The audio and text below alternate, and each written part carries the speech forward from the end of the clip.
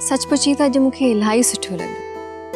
अॼु पहिरियों भेरो एहसास थियो त रिश्ता छा थींदा आहिनि, उन्हनि जी अहमियत, अक़ीदत ऐं एहतराम छा थींदो आहे।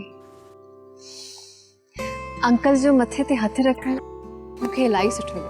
तूं अञा मुंहिंजी अम्मी जी मोहबत नाहे ॾिठी, उहो तो साह सदको कंदी।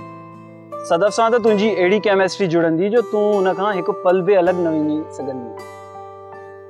सच मां केॾा साल अहिड़नि रिश्तनि जी मोहबत खां महरूम रही आहियां। पर माहीन हिकु ॿी बि मोहबत आहे जंहिंजी छांव तुंहिंजे पाछे जे बिना अधूरी रहियल आहे। तूं उन मोहबत जी छांव खे पंहिंजी मोहबत जी छांव समझ।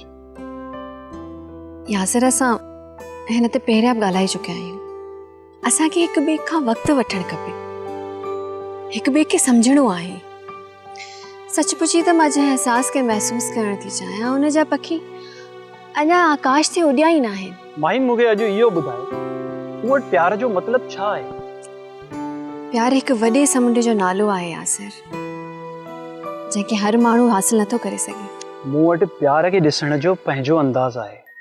हिन मोहबत खे कुझु मां हिन तरह सम्झो आहे त मूंखे मुंहिंजी मोहबत ज़रूर मिलंदी। यासिर, इहो कुझु घणो न थी वियो। असां मोहबत जे पोयां ईअं पइजी विया आहियूं जीअं नैब वारा सियासतदान जे पोयां। न माहीन, उहा हक़ीक़त आहे।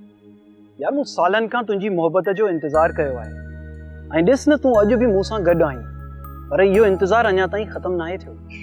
शायदि तुंहिंजो इहो इंतज़ारु अञा ख़तमु नाहे थियो, छो जो मां पंहिंजे अंदर में तुंहिंजे लाइ उहा जाइ नाहे ठाही सघी।